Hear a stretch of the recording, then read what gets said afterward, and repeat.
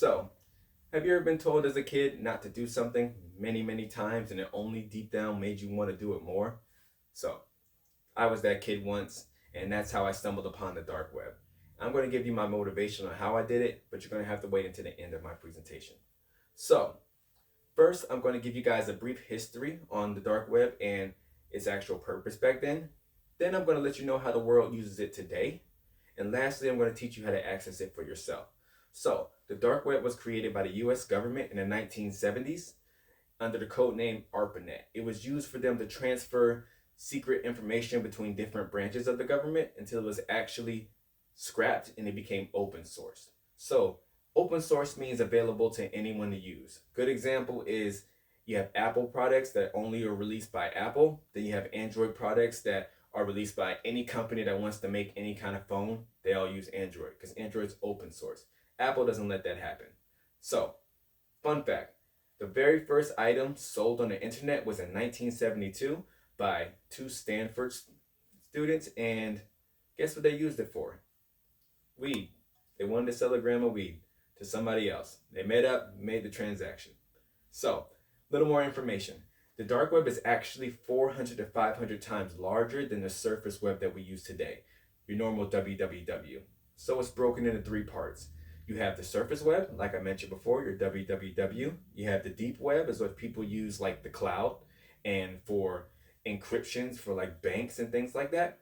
Then you have the dark web, which is like everything else. It's created by a bunch of volunteers. It's a volunteer network. They offer their servers up, and the information bounces between the servers in little things called nodes. Now, nodes are like tiny little brief smidges of information in that point in time.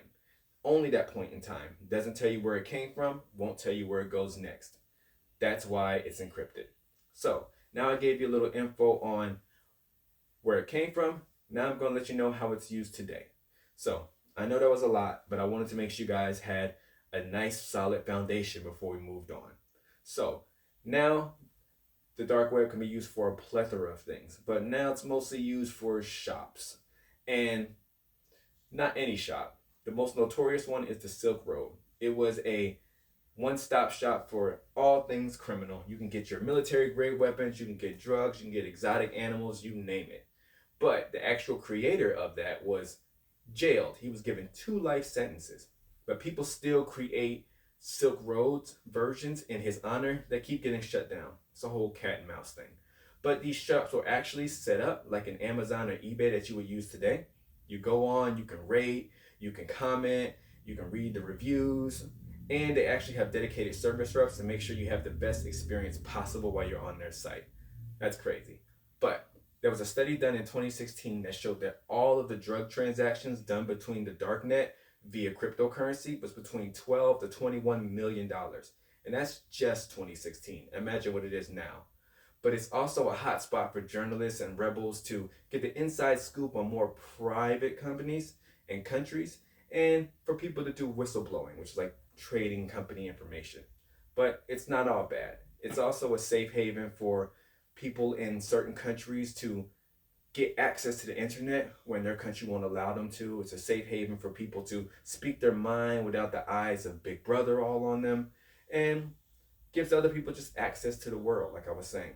So, since I gave you the history, I showed them there's a whole bright world out there, whole new world for you to explore. So now I'm going to teach you how to access that world. All right, so you can't reach the dark web by normal means like your Safari or Internet Explorer browser, Chrome. You have to get a specific type of browser. The most common one is the Tor browser, but they also have other options like Onion or Freenet.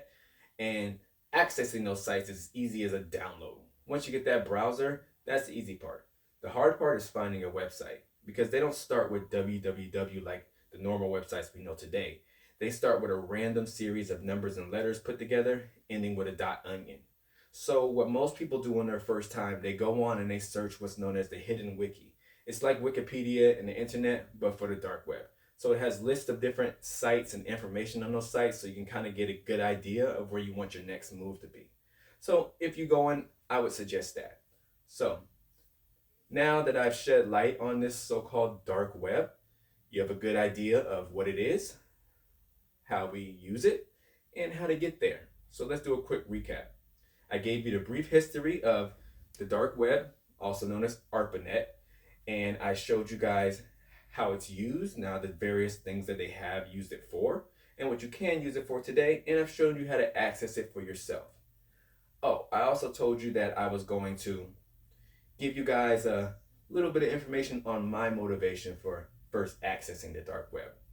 I'm going to keep this as PG as possible. There was a little scandal with some celebrities, and they got some information leaked online on the cloud, and then it all got sent to the dark web. So as a young, bright-eyed, bushy-tailed kid, I decided let's just make a little peek and see what they got there. So that was me. We're older now. Doesn't have to be you, but you guys go ahead, check it out, and let me know what you think. Happy surfing.